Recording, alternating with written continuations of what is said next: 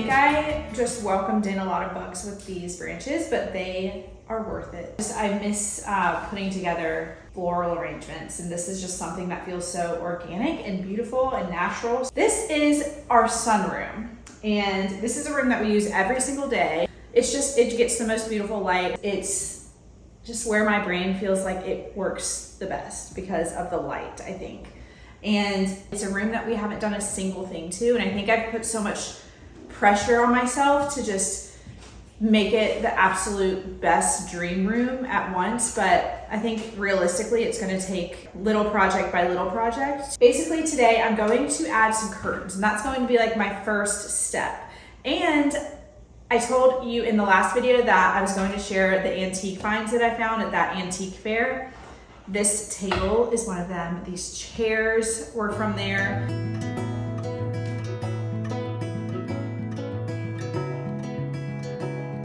So the drapery that I decided to use in here is really, it's a really good quality fabric. It's from Sunbrella, so it's fade proof, which I really liked the sound of for a sunroom because I've had curtains in the past that just fade so quickly due to the sun. I think the texture, the color is just so timeless. I will be using my rings to hang them, but they have many different ways that you could hang them. So they're like a 3-in-1 construction up here. So many different options, which I love about these.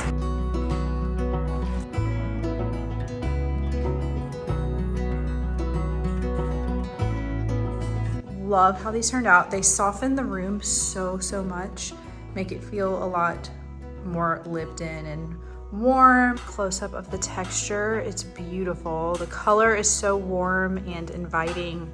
This room looks so different already. It just looks like, it feels like a totally different room. It's so beautiful. So I'm gonna do some steaming, get some wrinkles out, and then I'm gonna show you like the final look.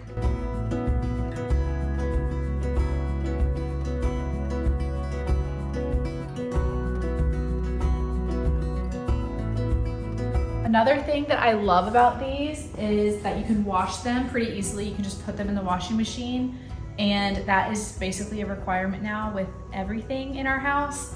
But you can order samples of different fabrics and colors. This is the Taylor curtain in putty. The color is putty. So I will link to them and all of their in-stock drapery, but I absolutely love them. I love how these turned out. This room feels so elegant now and elevated. Now, this side has not been painted yet, so I usually gravitate towards blues and greens, but for this room, for some reason, I just love all of the green outside, and I don't want to compete with the greenery and the trees and everything, so I honestly might keep this like a neutral room. We'll see.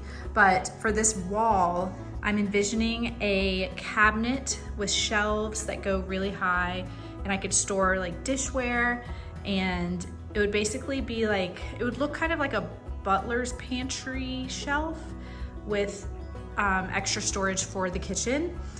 I just think that would be really beautiful, but haven't really gotten too far with the planning. This picnic basket was from that antique fair. Found it, it was $20.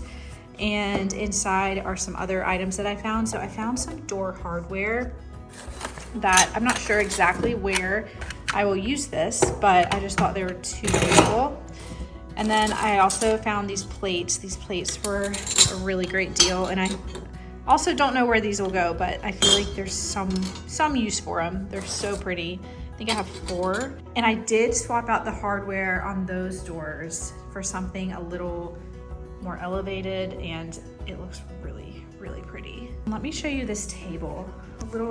A closer look at the table. So this table is from the antique fair along with the chairs. And in my last video, I showed you the cabinet that is now in a bedroom. It's so pretty. Another item, I think this is the last thing. This is the last item from the antique fair, but I loved this umbrella stand so much, and this corner is kind of a mess right now with boxes, but it's going to go in that corner right there. Jasmine is blooming and it smells so good.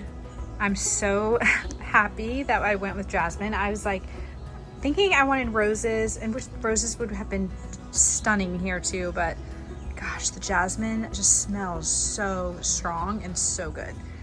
I just love this little corner so much. I told TJ about these plants for so long, this lavender tree, which I think is so beautiful, but they've been sold out ever since I told him about it. But today he brought one home as a Mother's Day gift. I could just be like a centerpiece for this table. Maybe. I love it.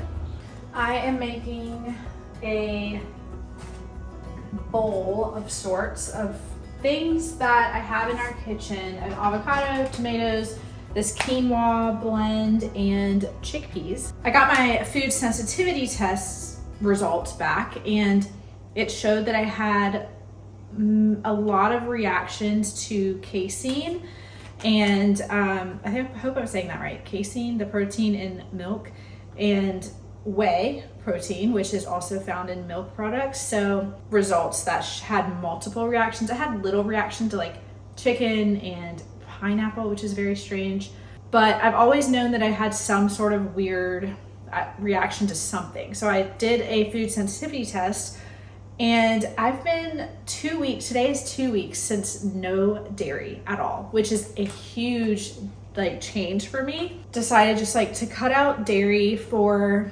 90 days or however long.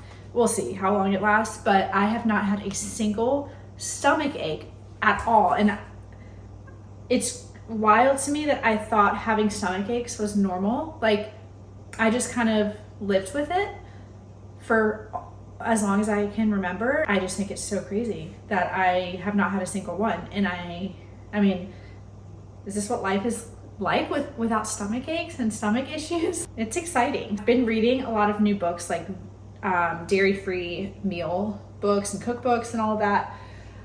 So if anyone else has had this, these like reactions to casein, I'm so interested to know like how you felt after, because it's only been 2 weeks.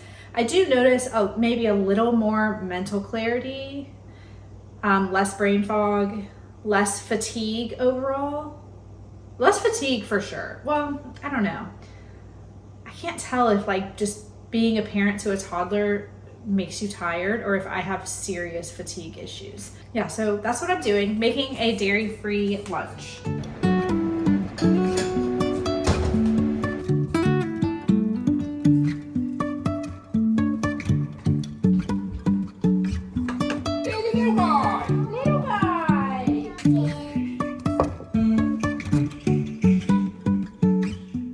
My sister had a baby. She lives in Denmark, and we are going to go meet the baby next week, and I'm